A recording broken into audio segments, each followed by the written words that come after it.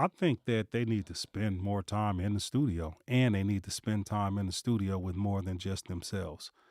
Like all of that great music was like when these people were going to the studio and it'd be 20, 30 people in there. Most of the time back in the day, they would say book a studio at 8 o'clock, and then they would leave at midnight, go to the club, and then they would bring the club back to the studio at 2 in the morning. Hmm. And if them people was partying and feeling good about them records, they knew they had good records. I feel like music is being made by themselves.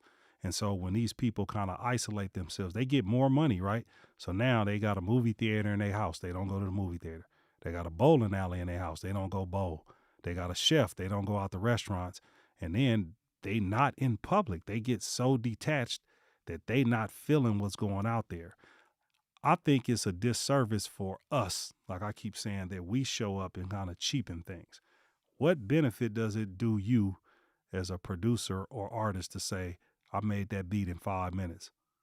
I ain't write my rhyme. I just went in there and said whatever.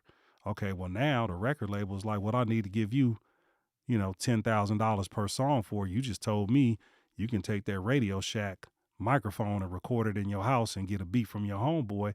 No other industry does that. We the dumbest, we the most ignorant people.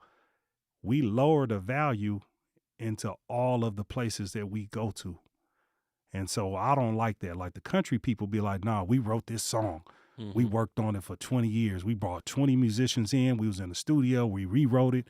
We demoed it and all that stuff. So for me, I've seen people make a mistake. You get a budget from a record label and you try to be cheap on it. You bragging that, hey, I did 12 songs and I only spent 10,000 of my budget. Guess what the label do? They put your stuff on the shelf and say, we really ain't investing it, then we can get rid of them. Now, I see Mariah and them, they spend so much money that the album has to come out. Yeah. So you making a mistake by going around trying to talk down the studio, talk down the producers, talk down the DJs, talk down the videographers, talk down the publicists. So they're not invested in you.